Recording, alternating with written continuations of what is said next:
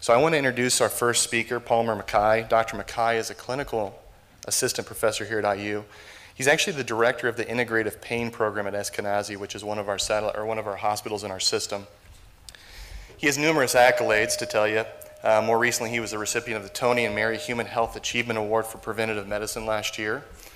Beyond this, he's also our meeting security, as he also has a third-degree black belt in Taekwondo. Thank you, Dr. MacKie. We look forward to hearing your talk. Appreciate it. Good morning, you guys. Can you hear me okay? All right. So I'm going to be doing laser acupuncture therapy from up here today. We'll see how you want. Yeah, I see. All right. So just let me get an idea here. How many of you have used what you would consider to be a complementary and alternative medicine modality in the last month? All right, here's your science, Greg. All right. So we're going to go through some stuff. And there are far more questions, absolutely, than there are answers. And when you ask questions when I'm done and I say, I don't know, it's the truth. But if it's important to you, if it's communicated back to us, we'll look it up and we'll give some research and offer it up. All right. Yes, I am not brilliant with technology. Here we are. So if you ask people, are you using complementary and alternative medicine, they will say yes. And the trend has been over the last bunch of years that they say yes, but they're getting it from people like me less and less frequently. So what they're doing is providing self-care. Though the exception to that is that there's a rise in acupuncture. So the total CAM visits are down, but CAM use is up. And CAM expenditures, that is money that people spend on complementary and alternative medicine, is up.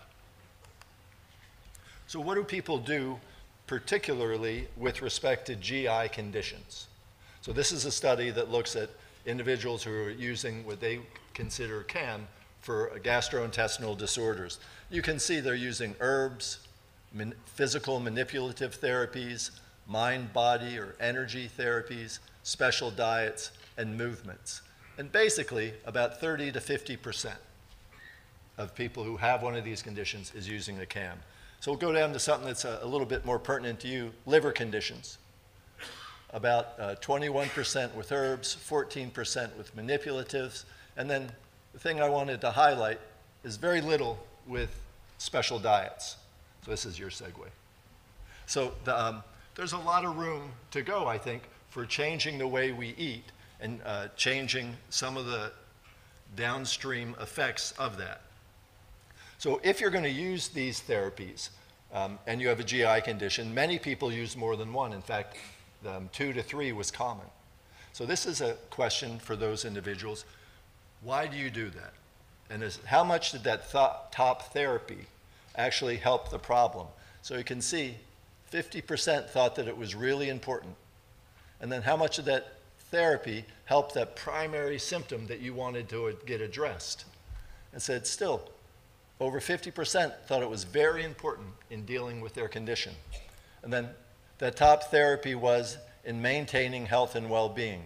Again, 50% thought it was very important. None of this said cure, which I think is really important. As I talk a lot about pain, I also talk about managing it, but not curing it, unfortunately. So it says, never, ever think outside of the box, right? Sometimes we should think outside of the box. Sometimes being constrained in the box is the worst thing ever. And so I don't like the term complementary and alternative medicine. I like the term integrative, because everybody here who raised their hand that they used one of those techniques is here because they know about mainstream medicine, because they're somehow plugged into the Autoimmune Hepatitis Association. So that tells me that it's more of a collaborative, a partnership in conjunction with. And that's really the way it should be. It should be inclusive. It should be contextual to your belief system, your resources, what you have access to. And it should be met with a certain amount of open-minded skepticism. You know, Groucho Marx said, be open-minded, but not so open-minded that your brains fall out. You need to believe something is possible. but it also has to be financially and clinically responsible. So all those people were using all those techniques for general wellness because it's natural. They thought it was safer. And that's been a problem for the last 20 years, the perception that alternative is somehow safer. It treats the cause and not just the symptom. And one of the things I'm going to get at here is that I believe that there are mechanisms that can treat some of the underlying causes to autoimmune diseases. And then what do you get from it? You get an overall sense that you feel better. You give a sense of control. And one of the worst things in life is that sense that you have lost control, that you relinquish everything that could be good in terms of getting you healthy to some other person. So taking that back, I think, is very key to feeling better. Sorry about this. I didn't realize it came in so many parts. I stole this from the Center for Mind-Body Medicine from Jim Gordon. And this is his current model of therapy, where it's drugs and surgery, and then kind of the support, self-care is on the outskirts, to really a way to look at health being as more of a maintenance. If you guys like any of these slides, they're going to be put up somewhere. So you're welcome to photograph them, but you'll have access to them if you'd like. So the idea is that we want to transition more towards empowering, more towards the maintenance or cultivation of health and the ability to cultivate health out of disease. So how many people have used acupuncture or Tui Nu or any of those? So acupuncture is just one of the many techniques that you can use in alternative medicine. And it's just one technique in Oriental medicine. And the idea is that you want to create balance. You are a microcosm to the macrocosm, which is the environment. If you are out of order, either through the environment, toxins, or parasites, or weather, you manifest an imbalance. If you manifest an imbalance, that can reflect out to the environment. So the idea is to set up this condition. And it's really based on the yin and the yang. So yin is earth, is moisture, is cool, it's feminine. Yang is movement, it's energy, it's active. And the first representation of that symbolically was a mountain. And if you know, there's always the dry side, the light side of the mountain, and the moist side of the mountain. And so this is a representation of the yin and the yang, and you could actually, envision that. And here's an individual on a lake in a canoe, and there's ripples are not present. Completely in balance. And that's the goal of medicine, to create the balance in the individual's life. And how do you do that? You do that through manipulating some of the core energetic structures of that entity. And the core elements are wood, fire, earth, metal, and water. Each one of these has a set of corresponding features to it. Symptoms, likes, dislikes, ways that you break down, ways that you can be built up, that are unique depending on really what's called the kind of the biopsychosocial type. So that's one of the constructs that we use a lot in medicine, is we need to understand the contextual nature. And so it's not just the Rene Descartes reductionist biological, but how that person presents on that day. And we do so in different ways. The Tao, or the way that controls this, is manipulated and controlled through qi, which is the vivifying, life-giving energy. So how important is it? China was this agrarian society based nutritionally and on rice. So the climate had to be right, the moisture had to be right, and everybody ate rice. So this is rice, and this is precious vapor, or most essential essence. So qi, that vivifying force, is the most precious essence of life. And it can be approached by manipulating these energetic lines, which are called primary meridians, or channels of flow. This one is the small intestine, which begins 2 Chinese leek leaves proximal to the 5th nail bed, and goes up here and ends right in front of the ear. So these set of correspondences, again, relate to the element, but they relate to a specific organ system. And I'm going to focus here on the liver organ system. So the wood is liver. It has to do with muscles, tendons, eyes, anxiety, anger, sour. They even have a a type of halitosis which is unique to liver people. You're said to smell goatish. So, but this also tells you that you have attention, that you like springtime, or you have an aversion to springtime, a set of colors that you like, taste that you like. They're all set as an affirmation process to kind of understand how your system is doing.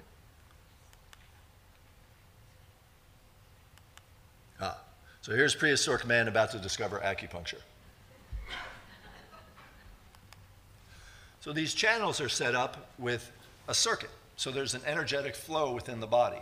And they flow up from Mother Earth, which is yin, go to the top and yang, and come down again. And a lot of these are systems that you've heard before. The two that you have not is the master of the heart and the triple heater. These tend to be autonomic nervous system regulators. But it's more complicated than that, because there are actually a lot of different ways that the energy can be manipulated. And so you could look at it like you guys are holding your computers. As you hit a button, it sends a specific set of information coded to affect a specific response from that key. Each one of the acupuncture points is designed to do the same thing. It may relieve anxiety, it may change a neurotransmitter, it may change your pain. And you can get at them here through the Mushu points. When I did my acupuncture training, we actually had to do this blindfolded. It was kind of intimidating because the people lying on the table were about to get needled by somebody who was just learning and they were blind. Tendinomuscular is really good for superficial trauma and acute actions. And then the organizing energetic flow are the curious meridians. So a lot of different ways of looking at it. There's even a reflexive problem, just like with reflexology on the foot. There are reflexive systems. The ear is one of them. Scalp is one. Hand acupuncture is another. And so you can even get at liver disease, perhaps, by needling the ear. And in a Western standpoint, we're not manipulating qi, we're adjusting neurotransmitters. The neurotransmitters affect chemical changes, electrical changes, muscular changes, mood changes. And this is one that many of you might have had, which is called pericardium 6. It's the anti-nausea one. So if you go to your crease and come up about 1.5 inches, you'll fall into a natural depression. And it's an anti-anxiety. It is said to calm rebellious qi. Qi should not come up from the stomach, it should stay down, so it gets rid of nausea and vomiting. Also, naturally, it's proximity to carpal tunnel. And this is a study where they used this technique, needling these 2 points, to reduce nausea associated with chemotherapy. And the other point is stomach 36, which we're going to talk about specifically as related to autoimmune disease. So this is stomach 36. It's basically 3 inches from the patella and 1/2 inch over, or 1 inch over, in a muscle groove near a couple of nerves. Su Sun Lee. 3-leg distance. So it's said that after you walk 3 miles, you need to massage this point to get the pain out of your legs. And it has a lot of indications: pain, heartburn, hepatitis, homeostatic effects on metabolic disorders, corrective responses to metabolic derangement, to an inflamed immune system. So oddly enough, they do acupuncture on animals, including rats. So here's stomach 36 on a rat. This is an experimental model where they actually inject stuff into the rat and give them what is multiple sclerosis. And it's an autoimmune multiple sclerosis. It is a very particular way that the immune system attacks the central nervous system, creates a set of symptoms, including weakness, pain, weight loss, and eventually demise. And so in this study, they used Su Sun Lee, stomach 36, with electroacupuncture. So they applied a current, and they said, what effect does this have on it? Now, here's the clinical score. I'm not sure how they clinically grade rats, but they measure their strength, their thriving. And this arrow here, the score that's the best, is the electroacupuncture group. So they give these rats it, they give them electroacupuncture, and it appears that it mitigates against that disease process, that the rats eat better, they hold on to their weight, and they show less signs of weakness and debilitation. Now, how does that happen? This group then looked at measuring endorphins, one of the neurotransmitters, right? Endogenous morphine, morphine that you make. And they looked at it in the blood level, and they looked at it in the regulator cells of your immune system, the T cells. And what they found was there was a pretty good increase in beta endorphins. So this is the acupuncture group, and this is the regular experimental multiple sclerosis group. So a big difference, not only in the plasma cells and the T cells, but also in the blood circulating. And then they looked and they saw that it's coming from the hypothalamus. So the acupuncture decreased disease severity, changed the way T cells proliferated. It actually decreased some of the bad cells and increased some of the good cells. It did this through ACTH and the hypothalamus. And then if you give a morphine blocking agent, Dr. Lemmer was talking about naltrexone or naloxone, this blocks some of the benefit. And so what you have then is this balance in operation, where you have some of the cells that are thought to be creating problems in autoimmune disease, the theta 1 and 17, and the good cells, the regulatory cells. So it actually increased these guys and decreased these guys. And that's how it's thought that it improved that condition. Now, it's not just effective at helping with experimental stuff. It can bring you back to life. Now, I say that this isn't true because if you look at this, that's pretty clearly a cadaver. I don't think he made it back. And there are some side effects, right? Never let your carpenter give you acupuncture. The most common thing I see, oh, don't judge me. My problem, and I shouldn't admit this, is that this is the most common problem I see because sometimes I forget to take some of the needles out. Cops, jocks, and military men have this problem. They get dizzy. My toughest patient, he was in isolation for manslaughter. He's been stabbed, had a finger amputated, worked as a bartender for years. I put some needles in his ear to help him quit smoking, and he was out. So acupuncture is one. Herbal remedies are another. Herbal remedies in Oriental medicine are spoken about very different than they are in Western medicine. Right? We're the reductionists. We need to find that single one that does it. In China, they thought that's ridiculous. We need a bunch of these medicines to help create homeostasis. And so very different technique. So I'm going to read for what it does. Formula promotes and mediates tendencies of the spleen and stomach by tonifying qi, dispersing qi and moisture, warming yang, and countering prolapse. Just like your doctor talks to you, right? And it does so by using multiple organisms. So it invigorates the spleen with astragalus and juju fruit, eliminates dampness, and gives you transformation by the poria seed.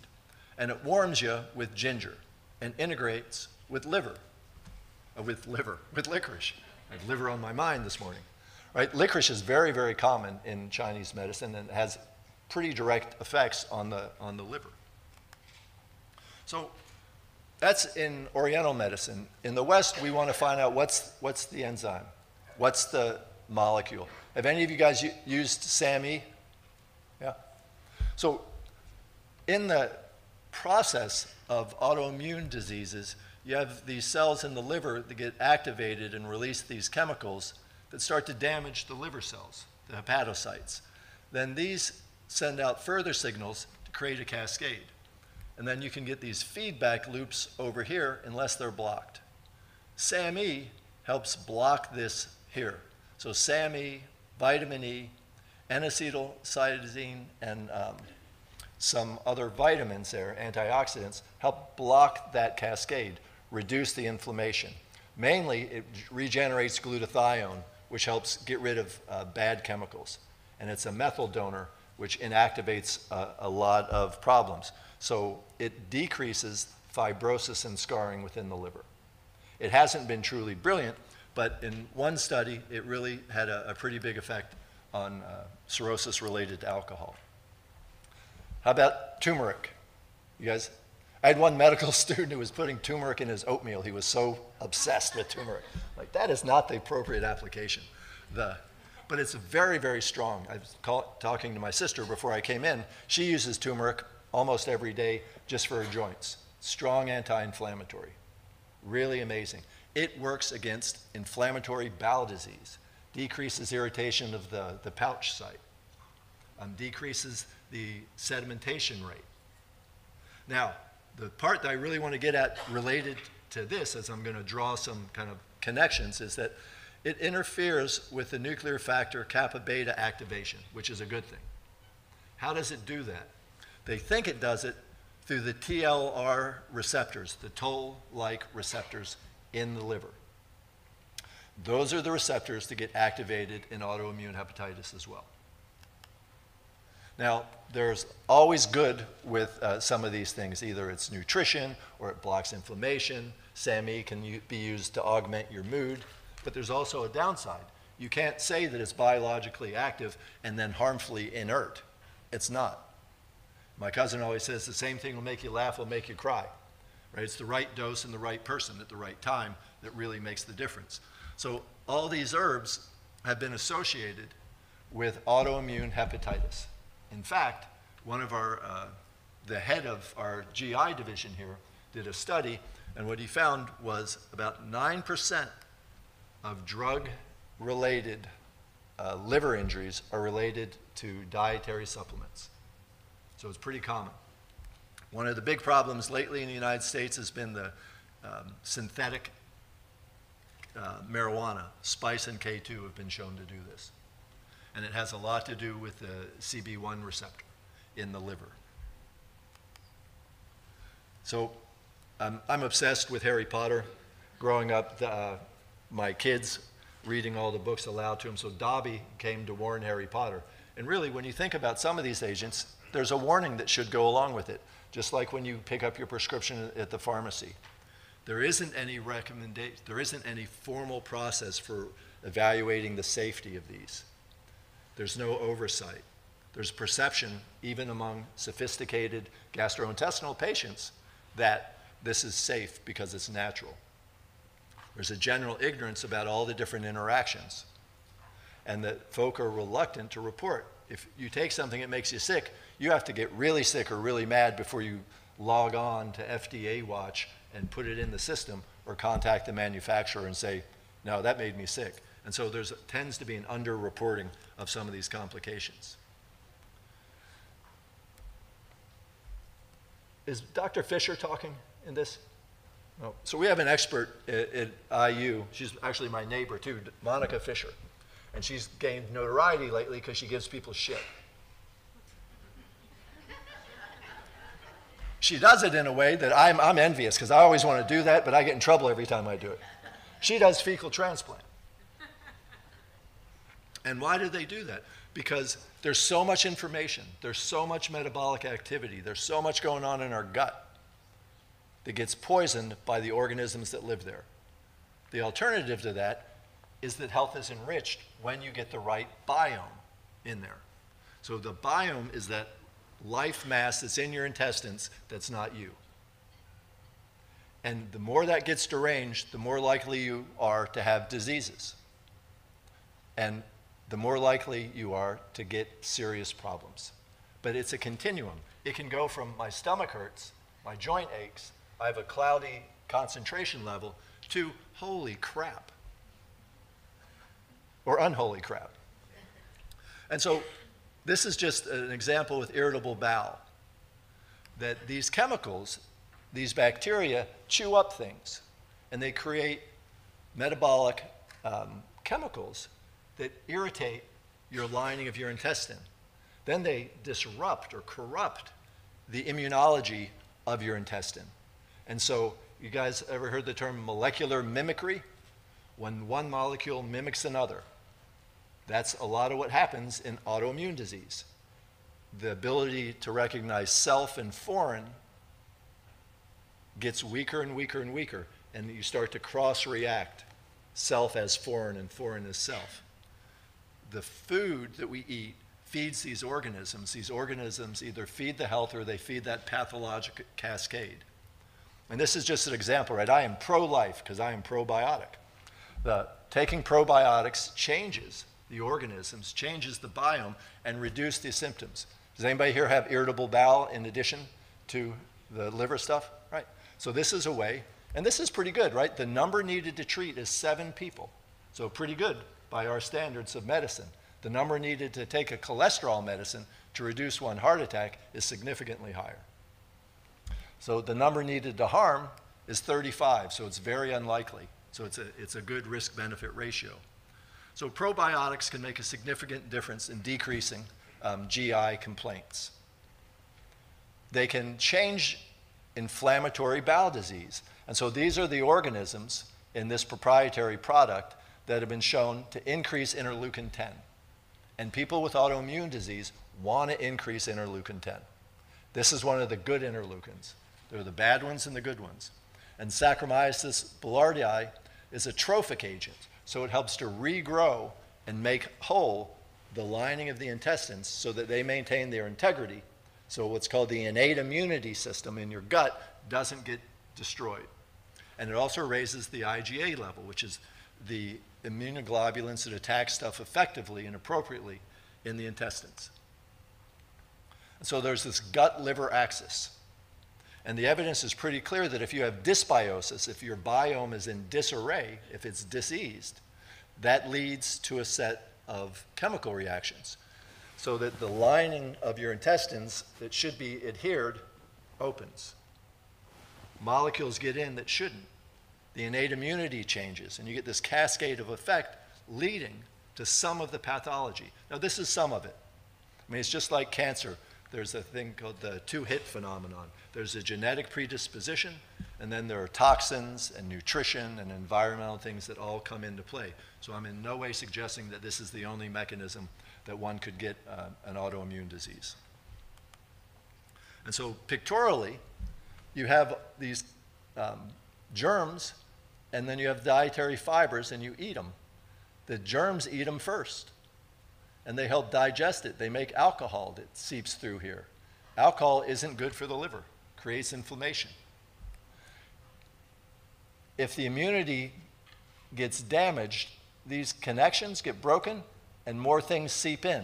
You get these free fatty acids and these lipids that are fibrogenic. They create scarring. They create inflammation. And then remember, there's this direct blood route from the gut to the liver, and it feeds the liver bad chemicals. So one example of this is choline. Choline gets eaten, it gets turned into TMA. TMA goes to the liver, it gets turned into TMAO, which is a gas, which then disrupts the lipogenesis, the way you make lipids, to make more of the ones that irritate the lining of your vessels so that you're atherogenic. So you're more likely to manifest with coronary artery disease. On the other side of that, if they're fed the right ingredient and you have the right organisms, then you create the glycans. And if they're fungus, you create the glucans, which are healing to the gut. And you activate these G proteins that augments this cell again, the Tregs, the ones that are deficient in autoimmune disease. And so just with eating, you can in part have an impact on your immune system. So for health or sickness, right, you can eat a bunch of stuff, and I have my dietary indiscretions as well, right? But beef, pork, fatty foods, processed foods, foods that aren't rich in fiber, aren't nutrient dense, create this problem.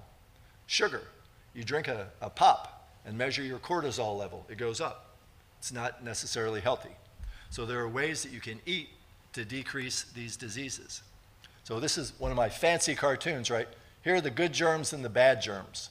Here's the lining of your gut. These PAMPs are molecules that look like disease states to them. So they're disrupted, and they go in there, and they get the immune systems going, the natural killer cells, the monocytes, the Kupffer cells, these stellate cells.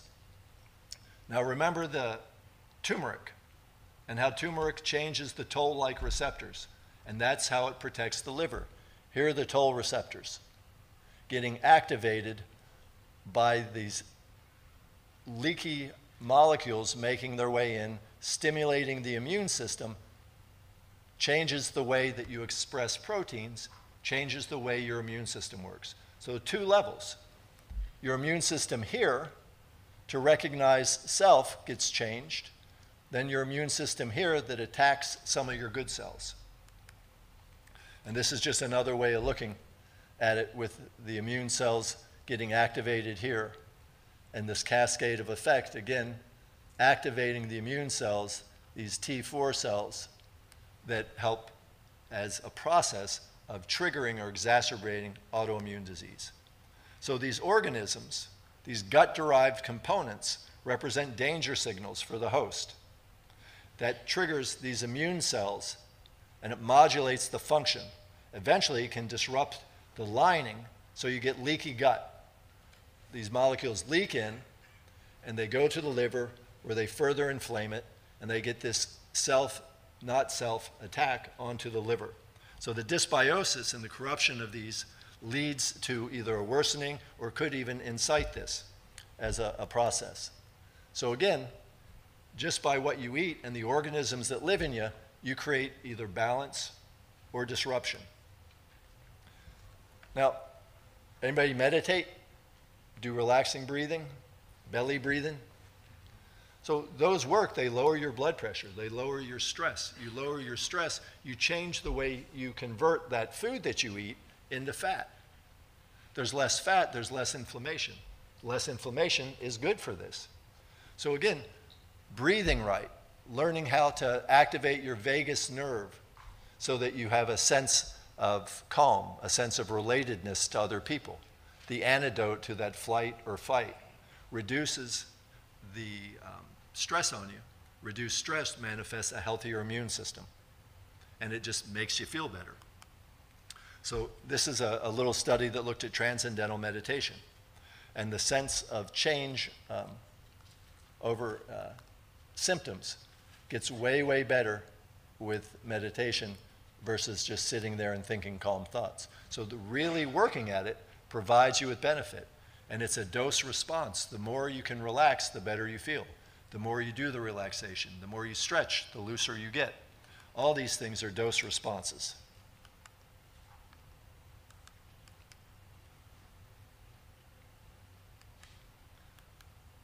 I have broken the system.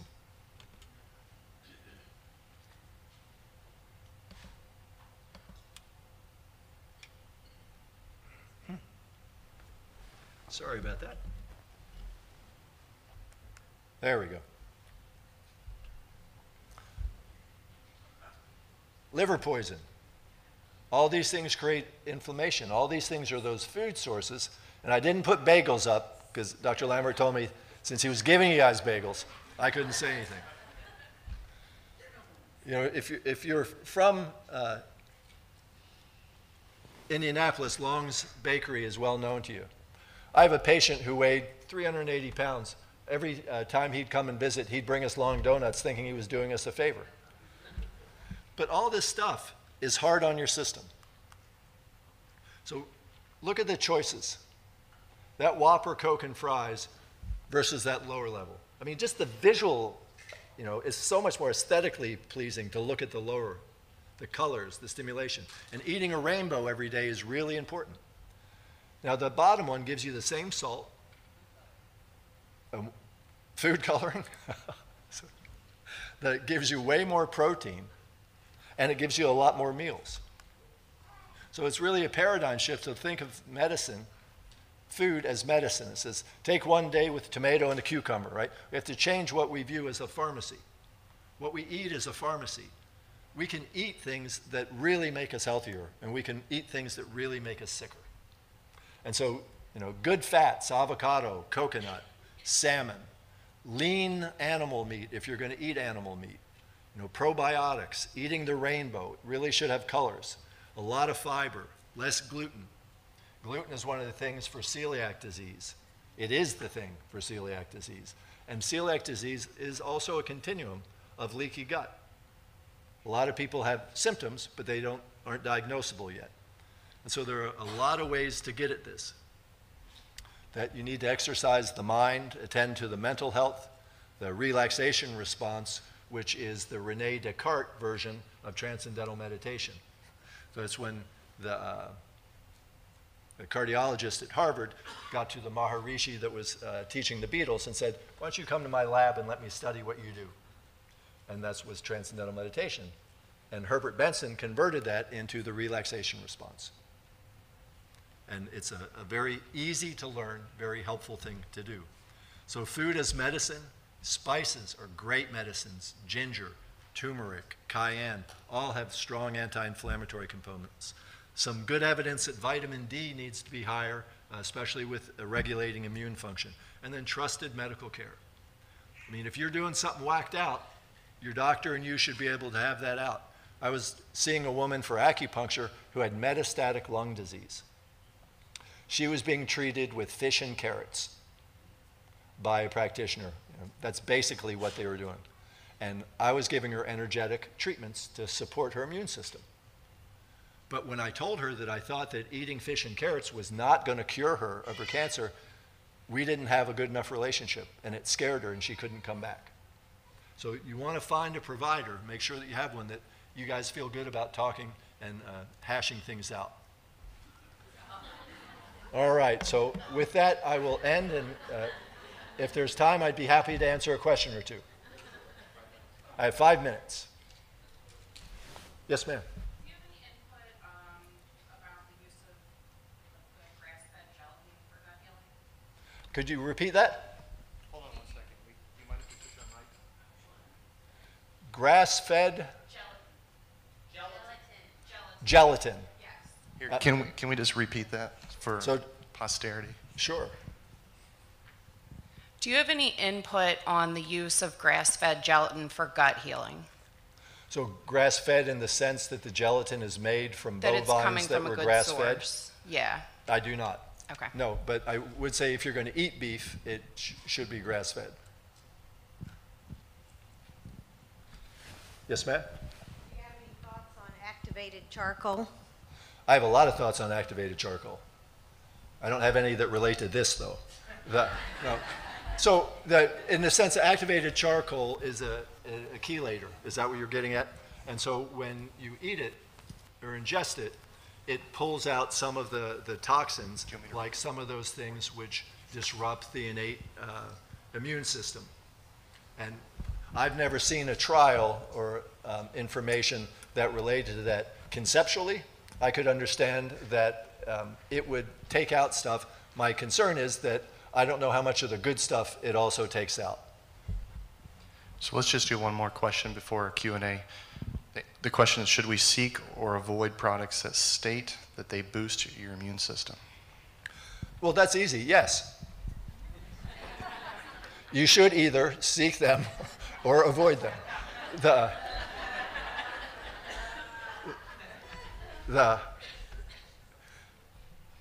So part of the requirements in the United States for all of these products is that they cannot say that they do X, Y, or Z. So the only thing they can say is they can enhance your cardiovascular system. They may boost your immune system. They can't say that they're going to downregulate the Th17 expression or they're going to interfere with tumor necrosis alpha. They can't make those claims. So the only things they can do is generally make those claims. What I would say is step beyond that label and look at the ingredients inside, because now at least, it was not true 10 years ago, now at least they have to basically say where it came from on that plant and then give some idea of the active ingredient. And look at that and then cross-reference that material to either your healthcare provider or doing an appropriate search like the National Complementary Alternative Medicine, which just changed its name to Integrative Medicine too, to look on that website and see if there's reasonable information for it. All right, well, thank you guys.